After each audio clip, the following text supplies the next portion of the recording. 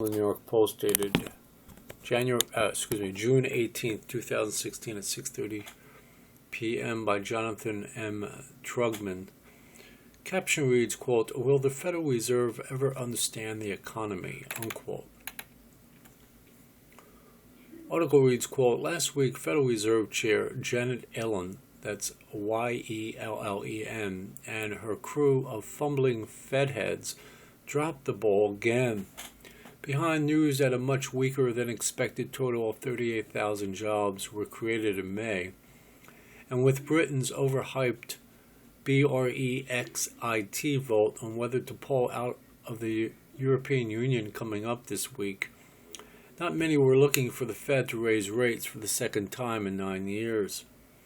And it's not only the Fed's decision to keep rates stiflingly low, but it's the way that it delivers its message, sending an unhelpful negative signal to our economy that has sent markets reeling. The Fed has been consistently wrong on its economy and interest rate forecast for numerous years now. These infuriating Fed fumbles show that the central bank really has little to no clue what it is doing. Actually, I'm going to unquote the article on that. Actually, they do know. Actually, that's a problem. I don't quite buy this article.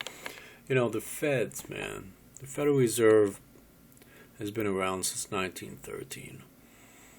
And it was, if anyone knows the history of this, I've gone into it before in other videos.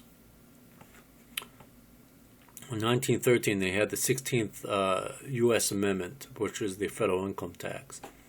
Also during 1913, they had the foundation tax-exempt clause that was written into the IRS code, which permitted the people, actually in 1913, the only people that were required to pay federal income tax were actually the upper 2% of the economy.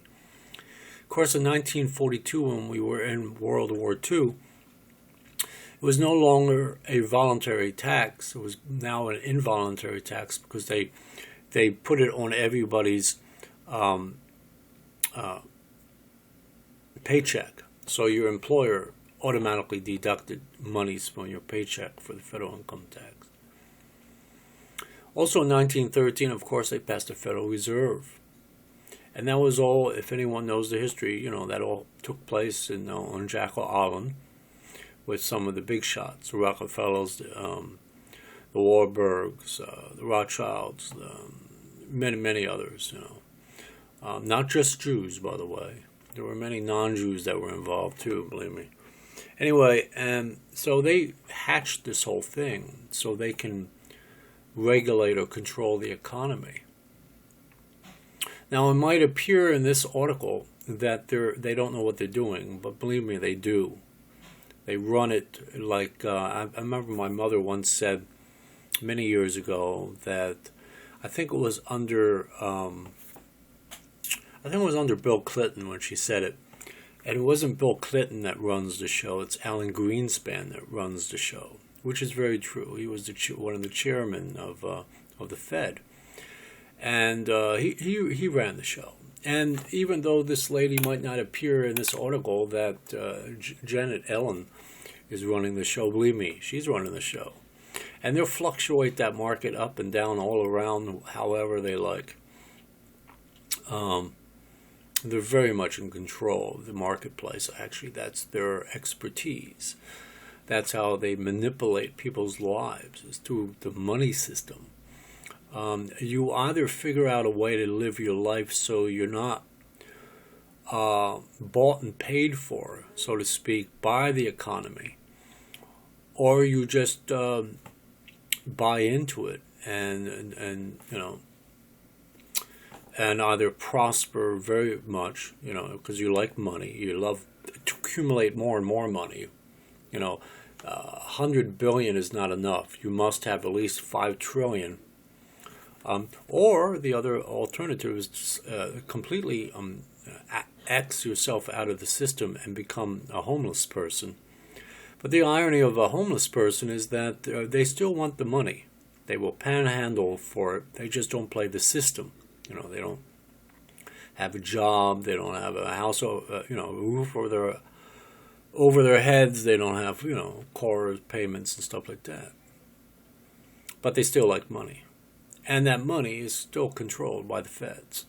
It's not by the Treasury Department, as according to the U.S. Constitution, but it's actually by the private agency, which is, by the way, the Federal Reserve. People think that's a federal agency, and it's actually not. That's a private agency.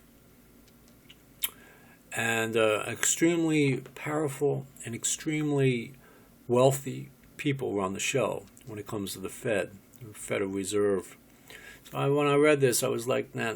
They know what they're doing, believe me. It might not appear like it, but believe me.